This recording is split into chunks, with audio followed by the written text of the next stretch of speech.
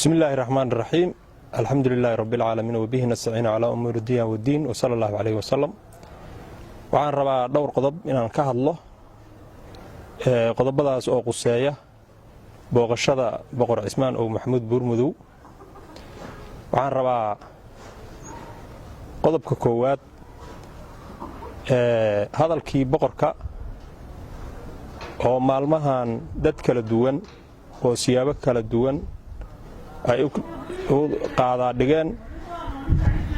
oo si fasiro badan iyo nuucyo kala duwan iyo maaragtaa wax badanoo laga yaabo inay maaragtaa ay isku dhex jireen hadalkaas boqorka asaga ayaa ka jawaabay asaga ayaa dib u sixid ku sameeyey ujeedkii iyo sida maaragtaa fikriyan asaga ay la tahayna asagaa qaadaa dhigay asaga ayaana ummadda si wanaagsan oo maaragtaa aad iyo aad u hufan arrinkaas uga hadlay waxaan rabaa arrintaas inaan boqorka uga mahad celiyo inaan iraado boqor ha gara waayin waad garatay dad ayaa rabay inay ka faa'iidaystaan booqashadaada iyo imaashahaada iyo shaqooyinka aad ka shaqaynayso inay sumad xumeeyaan adiga ayaa gartay waa kaaga mahad celinaynaa mar labaad iyo mar saddexaad intaba boqorka safarkan safar ka horreeyey ayuu yimid magaalada muqdisho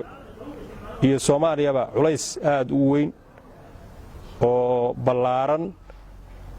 oo quseeya xaaladaha maanta taagan oo doorashada quseeya oo isfahmwa ah ayaa ka jiray kaalin muuqata ayuu ka qaatay dib u heshiisiintii iyo isku keenistii arrimihii taagnaa inuu qayb ka noqdo waxyaabaha lagu weeraray oo dagaalka baraha bulshada ah oo dagaalka baraha bulshada lagu qaaday ayaana laga yaabaa sabab inay ahayd waxaan uga mahad celinaynaa boqorka kaalintii uu ku lahaa dib u heshiisiintaas iyo hadda midda uu gacanta ku hayaba intaba dadka magaalada muqdisho hadday yihiin dhaqan siyaasiyiin ganacsato dhallinyaro haween intaba si milka iyo sharaf leh ayay u soo dhoweeyeen si wax lagu qiyaasa aan la gara karin ayay maaragtaa soo dhoweyntiisa iyo kulamadiisa ayay uga qayb qaateen waxaan aaminsannahay dagaalka baraha bulshada ee boqorka lagu qaaday inuu ku saabsan yahay doorashada hadda socota inay dad siyaasiyiina oo dana qaasa ka leh ay arrintaas abaabuleen maxaa yeelay boqorka 2 asbuuc ka hor ayuu hadalkan jeediyey shalay iyo daraadna ayaa maaragtay si xawli ah baraha bulshada lagu soo tuuray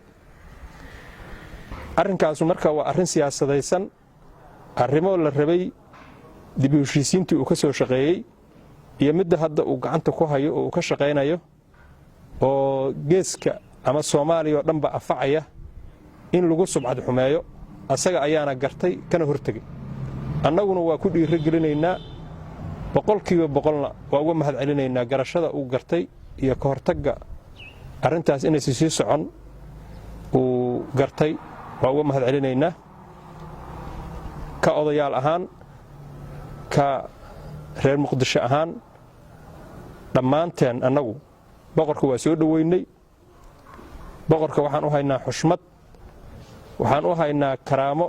iyo sharaf ayuu agteenna ku leeyahay sidii uu noo ahaa ayuu noo yahay waxa uu ka shaqaynayo dib u heshiisiinta uu ka shaqaynayo wanaagga uu ka shaqaynayo oo horena aan ugu soo dhoweynay ayaan haddana ku taageersannahay kuna dhiirigelinaynaa inuu ku sii dhiirado oo uusan maaragtaa warxumo tashiil dad ah dad aan ognahay inay ka masayrsan yihiin wax la qaba waayey culays badan oo adiga aad maaragtaa u ridatay garabka inay maaragtaa ka xun yihiin ha u joojin dadka reer muqdisho iyo dadka aad boqorka u tahay dhammaanna way og yihiin waxa ka dhaxeeya maaragtaa wax yaroo la siyaasadeeyey ama maaragtaa dad u xamaasad qaba ama u xiisa qaba inay Facebook wax ku qoraan wax yar oo ay qoreenna maaragtaa ma xumay karaan waxa aad dadkan iyo dalkan ugu aadan tahay boqorka waxaan mar labaad iyo mar saddexaad ku garab taagannahay tilaabooyinka wanaagga iyo dib u heshiisiinta ah ee uu magaalada muqdisho iyo geeska afrikaba uu ka wado waxaana leenahay sidii aad noo ahayd ayaad noo tahay boqor waa ku soo dhawaynaynaa waa ku garab taagannahay waan kula shaqaynaynaa in alla abuurta inta wanaagga aad ka shaqaynayso oo aan kugu naqaanno ayaan kula garab taagannahay